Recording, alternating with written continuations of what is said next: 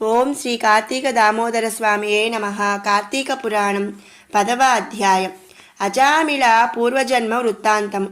జనకుడు తిరిగి ఇట్లు అడిగెను, ఓ మునీశ్వరా, ఈ అజామిళుడు పూర్వజన్మ మందెవ్వడు? ఏమి పాపమును చేసెను? విష్ణుదూతలు చెప్పిన మాటలను విని యమభటులు ఎందుకు ఊరకుండిరి?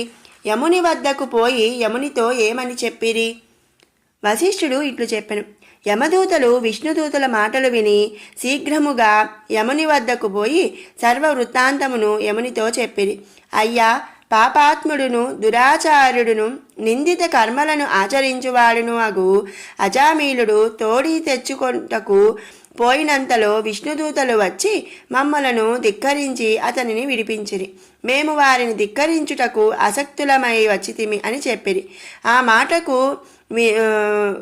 ఆ మాటలను విని కోపించి యముడు జ్ఞానదృష్టితో చూచి ఇట్లనెను, ఈ అజామీలుడు దుర్మార్గుడైనను అంత్యకాలమందు హరినామస్మరణ చేయుట చేత పాపములు నశించి వైకుంఠ ప్రియుడాయను. అందువలననే అతనిని విష్ణుదూతలు స్వీకరించిరి.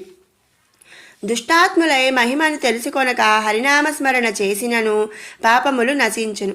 తెలియక తాకినను అగ్ని కాల్చును కదా.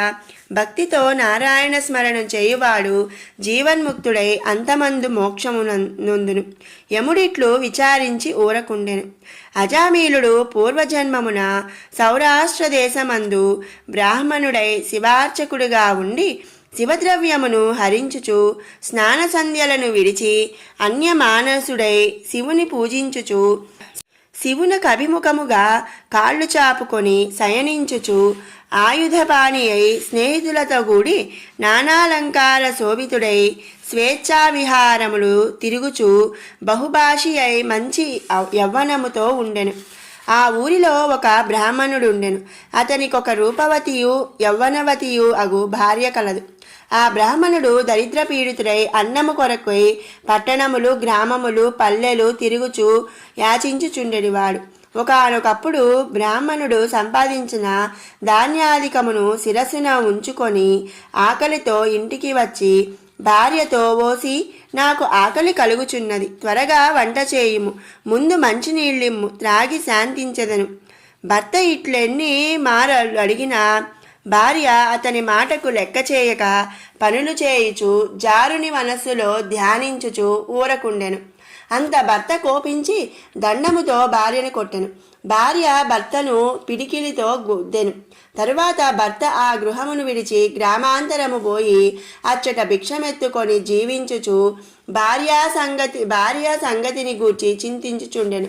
భార్యయు సుఖముగా నుండి రాత్రి భుజించి మంచి చీర ధరించి తాంబూలము స్వీకరించి ఒక చాకలి వారిని ఇంటికి పోయెను.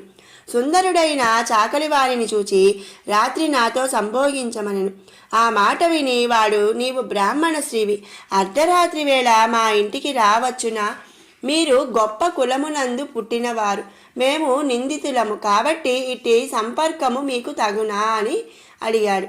ఈ ప్రకారముగా వారిరువురును వివాదపడుచు చాకలివాడు రోకలితో దానిని కొట్టెను.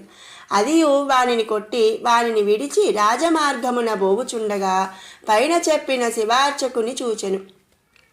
అంతలో ఆ స్త్రీ వానిని పట్టుకొని రతికేళి రమ్మనమని పిలుచుకొని పోయి వానితో భోగించి రాత్రి అంతయు వానితో కాలక్షేపము చేసి తెల్లవారగానే పశ్చాత్తాపమును పొంది భర్త వద్దకు పోయి ఆయనను బ్రతిమాలి ఆయనతో కూడా గృహమందు సౌఖ్యముగా నుండెను. తరువాత కొంతకాలమునకు శివార్చకుడు మృతి నొంది యమలోకమందు క్రమముగా రౌరవాది నరక దుఃఖములను అనుభవించి తిరిగి భూమి యందు సత్వనిష్ఠుని కొడుకు అజామీలుడై జన్మించెను. ఇతనికి కార్తీక పూర్ణిమ నాడు శివదర్శనము లభించినది. అంత్యకాలమందు హరినామస్మరణ కలిగినది. ఆ హేతువల చేత సప్త జన్మార్జిత పాపములు నశించి మోక్షమును పొందెను. ఆ బ్రాహ్మణియు కొంతకాలమునకు మృతి నొంది నరకములందనేక యాతనల నొంది తిరిగి భూమి యందు కన్యాకుబ్జమందు చండాలునకు పుత్రికగా జన్మించెను. చండాలుడు ఇది పుట్టిన సమయమును మంచిదా అని ఒక బ్రాహ్మణుని అడిగాను. అతడు ఇది తండ్రి గండాన పుట్టినదని చెప్పెను. ఆ మాట విని చండాలుడు ఆ శిశువును తీసుకొని పోయి అరణ్యముందు ఉంచెను. అంతలో ఒక బ్రాహ్మణుడు చూచి రోదనము చేయుచున్న ఆ శిశువును తీసుకొని పోయి తన ఇంటిలో దాసీగానున్న ఒక స్త్రీకి అప్పగించెను. ఆ దాసీది దీనిని పెంచినది. తరువాత దీనిని అజామిలుడు దగ్గరకు తీసెను. తరువాత కథ పూర్వోక్తమే. రాజోత్తమ, ఇది నీవడిగిన ప్రశ్నకు సమాధానము. అజామీలుని పూర్వవృత్తాంతము. పాపములకు ప్రాయశ్చిత్తములు చేయుట కష్టము. హరినామ కీర్తనము చేసిన ప్రాయశ్చిత్తములతో పనిలేదు. అది కాని ఎడల ధర్మశాస్త్రోక్త ప్రాయశ్చిత్తములు చేయవలెనని భావము. ఎవ్వని యొక్క నాలుక హరినామ కీర్తనము చేయదో, మనసు హరిపాద పద్మమును స్మరించదో, చెవులు హరిచరిత్రములను వినదో, వాని పాపములు ఎట్లు నశించును? ఇతర చింతనను మాని హరిని స్మరించువారు ముక్తిని పొందుతారు. ఇందుకు సందేహము లేదు, అంటే సందేహము లేదు. కాబట్టి కార్తీక మాసమందాచరించిన ధర్మము సూక్ష్మమైనదైనను గొప్పదైనను పాపము అంతటిని నశించజేయును. కార్తీక ధర్మమునకు పాపములను నశింపజేయు సామర్థ్యమున్నది. కాబట్టి కార్తీక మాసమందు ధర్మమాచరించని వాడు నరకము నొందును. ఇది నిశ్చయము. పాపములను నశింపజేయు ఈ కథను విన్నవారు సమస్త పాపములను నశింపజేసి మోక్షమొందుదురు. ఈ కథను వినిపించువాడు పాప విముక్తుడై వైకుంఠమందు విష్ణువుతో కూడి సుఖించును. ఓం శ్రీ కార్తీక దామోదర స్వామియే నమః. శివానందలహరి 10వ శ్లోకం. నరత్వం దేవత్వం నగవన మృగత్వం మసకతా పశుత్వం కీటత్వం భవతు విహగత్వాదిజననం సదా త్వత్పాదాబ్జస్మరణ పరమానందలహరి విహారాసక్తం చేదృదయమిహ కిం తేన వపుషా.